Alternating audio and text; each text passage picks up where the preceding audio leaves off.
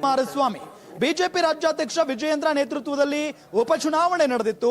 ಉಪಚುನಾವಣೆ ಸೋಲಿನಿಂದ ಬಿಎಸ್ವೈ ಪುತ್ರನಿಗೆ ಸಂಕಷ್ಟ ಎದುರಾಗಿದೆ. ಈಗ ನಾಯಕತ್ವ ಬದಲಾವಣೆ ಅತೃಪ್ತ ನಾಯಕರಿಗೆ ಸಿಕ್ಕಂತ ಮತ್ತೊಂದು ಅಸ್ತ್ರ. ಮೊದಲೇ ಬಂಡಾಯ ಎದ್ದುಬಿಟ್ಟಿದ್ದಾರೆ ಕೆಲವೊಂದಿಷ್ಟು ಬಿಜೆಪಿ ನಾಯಕರು. ಬೈ ಎಲೆಕ್ಷನ್ ನಲ್ಲಿ ಮಾಜಿ ಮುಖ್ಯಮಂತ್ರಿಗಳ ಪುತ್ರರಿಗೆ ಮುಖಭಂಗ ಆಗಿದೆ. ರಾಜಕೀಯ ಭವಿಷ್ಯಕ್ಕೆ ಮಕ್ಕಳನ್ನ ಕಣಕ್ಕಿಳಿಸಿದ್ರು. ಬಿಜೆಪಿ ರಾಜ್ಯಾಧ್ಯಕ್ಷರಾದ ಬಳಿಕ ಮೊದಲ ಉಪಚುನಾವಣೆಯಲ್ಲಿ ಇವರು ಇದ್ರು. 3 ಕ್ಷೇತ್ರಗಳಲ್ಲೂ ಬಿಜೆಪಿ ಜೆಡಿಎಸ್ ಅಭ್ಯರ್ಥಿಗಳಿಗೆ ಸೋಲಾಗಿದೆ. ಹಾಗಾಗಿನೇ ಎಲ್ಲ ಒಂದ್ ಕಡೆ ಇದು ಬಿಜೆಪಿ ರಾಜ್ಯಾಧ್ಯಕ್ಷ ವಿಜಯೇಂದ್ರ ಅವರಿಗೆ ದೊಡ್ಡ ಮಟ್ಟದ ಹಿನ್ನಡೆ ಮತ್ತು ಮುಖಭಂಗ ಅಂದ್ರೂ ಕೂಡ ತಪ್ಪಾಗ್ಲಿಕ್ಕಿಲ್ಲ.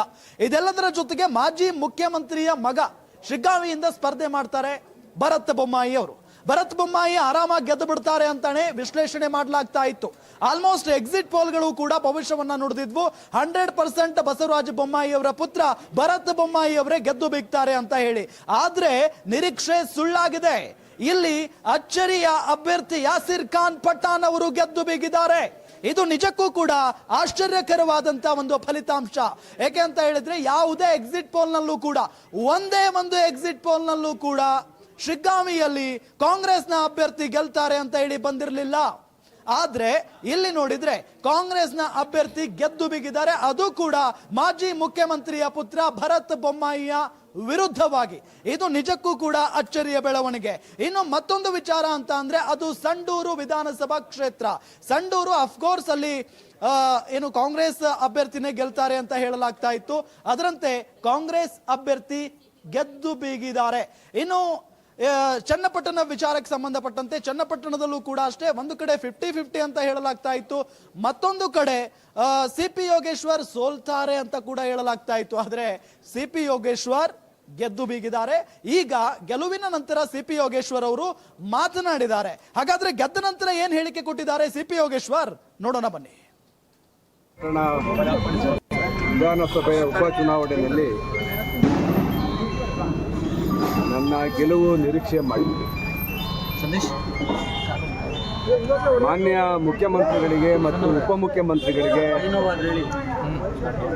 ನಾನು 30,000 ಅಂತರದಲ್ಲಿ ಗೆಲ್ತೀನಿ ಅಂತೇಳಿ ಹೋಗಿ ಮಾಹಿತಿ ಕೊಟ್ಟು ಬಂದಿದ್ದೆ. ಇಬ್ಬರಿಗೂ ಕೂಡ ಮಾತಾಡಿಸಿ ನಾನು ಮಾಹಿತಿ ಕೊಟ್ಟು ಬಂದಿದ್ದೆ. ನನ್ನ ನಿರೀಕ್ಷೆಗೆ ಹತ್ತಿರವಾದಂಥ ಗೆಲುವು. ಒಂದು 1,000-2,000 ಹೆಚ್ಚು ಕಡಿಮೆ ಆಗ್ಬೋದು. ಒಂದು ಈ ಚುನಾವಣೆ ಜೆಡಿಎಸ್ ಅಸ್ತಿತ್ವದ ಚುನಾವಣೆ. ಅವರು ತಮ್ಮ ಅಸ್ತಿತ್ವಕ್ಕೋಸ್ಕರ ದೇವೇಗೌಡರು ಮೊಮ್ಮಗನ್ನೇ ಪಣವಾಗಿತ್ತು, ಕುಮಾರಸ್ವಾಮಿ ಮಗನ್ನೇ ಪಣವಾಗಿತ್ತು. ಈ ಚುನಾವಣೆಯಲ್ಲಿ ನಿಖಿಲ್ ಕುಮಾರಸ್ವಾಮಿ ಸೋಲುವುದರ ಮುಖಾಂತರ ಆ ಪಕ್ಷ ಅಂತಿಮ ದಿನಗಳನ್ನು ಎಣಿಸ್ತಾರೆ ಅಂತ ಹೇಳಲಿಕ್ಕೆ ನಾನು ಘಂಟಾಘೋಷವಾಗಿ ಹೇಳಿ ಇಷ್ಟಪಡ್ತೀನಿ. ದೇವೇಗೌಡರು ಅವರ ರಾಜಕೀಯ ಜೀವನದಲ್ಲಿ ಈ ಒಂದು ಸಂಧ್ಯಾಕಾಲದಲ್ಲಿ ಮೊಮ್ಮಗನ್ನ ಗೆಲ್ಸ್ಕೊಂಡ್ಬರ್ತೀನಿ ಅಂತೇಳಿ ತೊಡೆ ತಟ್ಟಿ ಅವರು ಸಪ್ತ ಮಾಡ್ತಾರೆ. ನಾನು ಮೊದಲೇ ಹೇಳಿದ್ದೆ ದೇವೇಗೌಡರು ಒಂದು ದೈತ್ಯ ಶಕ್ತಿ ಅಂತೇಳಿ. ವಯಸ್ಸಿನ ಸಹಜ ಪ್ರಕೃತಿ ನಿಯಮದ ಪ್ರಕಾರ ದೇವೇಗೌಡರನ್ನ ಇವತ್ತು ನಮ್ಮ ಜನ ತಿರಸ್ಕಾರ ಮಾಡ್ತಾರೆ. ಅವರ ಈ ಹೋರಾಟ ಮತದಾನದ ಬಳಿಕ ಸಿಪಿ ಯೋಗೇಶ್ವರ್ ಅವರ ಹೇಳಿಕೆಯನ್ನ ನಾವು ಗಮನಿಸ್ತಾ ಇದ್ದೀವಿ. ಮತದಾನ ಆದ ನಂತರ ಒಂದೇ ಒಂದು ದಿನಕ್ಕೆ ಅವರು ಪ್ರೆಸ್ ಮೀಟ್ ಮಾಡ್ತಾರೆ. ನನಗೆ ಸೋಲಾಗಬಹುದೇನೋ ಅನ್ನೋ ನಿಟ್ಟಿನಲ್ಲೇ ಅವರು ಒಂದು ಪರೋಕ್ಷವಾದಂಥ ಹೇಳಿಕೆಯನ್ನ ಕೊಡ್ತಾರೆ.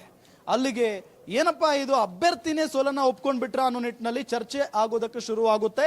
ಜೊತೆಗೆ ಎದುರಾಳಿ ಅಭ್ಯರ್ಥಿ ನಿಖಿಲ್ ಕುಮಾರಸ್ವಾಮಿ ಅವರ ಆತ್ಮವಿಶ್ವಾಸ ಇನ್ನೂ ಹೆಚ್ಚಾಗತೊಡಗುತ್ತೆ, ನಾನು ಗೆಲ್ತೀನಿ ಅಂತ ಹೇಳಿ. ಅದಾದ ನಂತರ ಇವತ್ತು ಹೇಳಿಕೆ ಕೊಡ್ತಾರೆ. ಅಂದ್ರೆ ಆ ಒಂದು ದಿನ ಹೇಳಿಕೆ ಕೊಟ್ಟಂತ ಒಂದು ಹೇಳಿಕೆಯಲ್ಲಿ ಒಂದು ಮಾತಿತ್ತು, ನನ್ನ ಸೋಲಿಗೆ ಅಕಸ್ಮಾತ್ ಆಗಿ ನಾನು ಸೋತ್ರೆ ಜಮೀರ್ ಅಹಮದ್ ಖಾನ್ ಅವರ ಹೇಳಿಕೆ ಕಾರಣ ಆಗಬಹುದು ಅನ್ನೋ ನಿಟ್ಟಿನಲ್ಲಿ ಹೇಳಿಕೆಯನ್ನ ಕೊಟ್ಟಿದ್ರು. ಅದಾದ ನಂತರ ಇವತ್ತು